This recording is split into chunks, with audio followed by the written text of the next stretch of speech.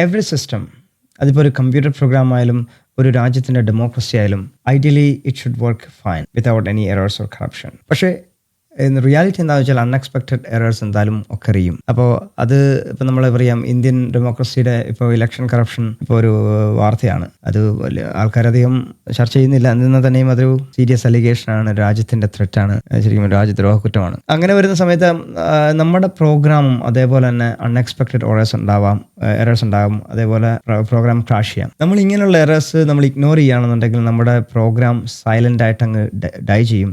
നമുക്കറിയത്തില്ല അതിൻ്റെ root cause എന്താണെന്ന് മനസ്സിലാവത്തില്ല. അതുകൊണ്ട് നമ്മൾ ആസ് എ ഡെവലപ്പർ നമ്മളൊരിക്കലും ഈ പറഞ്ഞ ഇങ്ങനെയുള്ള എറേഴ്സ് ഇഗ്നോർ ചെയ്യാൻ പാടില്ല. അതുപോലെ തന്നെ നമ്മുടെ പ്രോഗ്രാം സൈലൻ്റ് ആയിട്ട് ഡൈ ചെയ്യാൻ അനുവദിക്കരുത്. നമ്മൾ എന്ത് ചെയ്യണം, ഈ പറഞ്ഞ എറേഴ്സ് ഉണ്ടാവുകയാണെങ്കിൽ അതിനെ ഗ്രേസ്ഫുള്ളി ഹാൻഡിൽ ചെയ്യാം. അതിനുശേഷം പ്രോഗ്രാം ഷട്ട് ഡൗൺ ചെയ്യാം. നോർമൽ ഇലക്ഷൻസ് എന്ന് പറഞ്ഞാൽ നമ്മുടെ നോർമൽ പ്രോഗ്രാംസ് പോലെ തന്നെയാണ്, സ്ട്രൈറ്റ് ഫോർവേഡാണ്.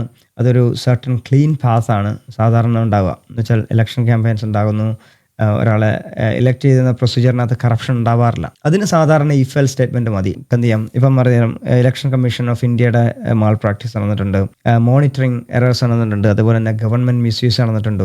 അപ്പോൾ അതാണ് ഈ പറഞ്ഞ റിപ്പോർട്ടിലൊക്കെ വരുന്നത്. അപ്പം ഇതൊന്നും എക്സെപ്ഷൻ കേസാണ്. ഇത് ശരിക്കും പറഞ്ഞാൽ ഒരു ഇഫ് എൽ സ്റ്റേറ്റ്മെൻറ്റിൽ നിന്ന് വിപരീതമായിട്ട് നടന്നുകൊണ്ടിരിക്കുന്ന ഒരു കേസാണ്. അതെന്ന് വെച്ചാൽ കറപ്ഷൻ ക്രീപ്പ് ചെയ്യുന്നു. അപ്പോൾ നിങ്ങൾ എന്ത് ചെയ്യണം, ഇതിൻ്റെ എറേഴ്സ് കണ്ടുപിടിക്കണം. ആ എറേഴ്സിൻ്റെ റൂട്ട് കോസ് കണ്ടുപിടിക്കൽ വളരെ നിർബന്ധമാണ്.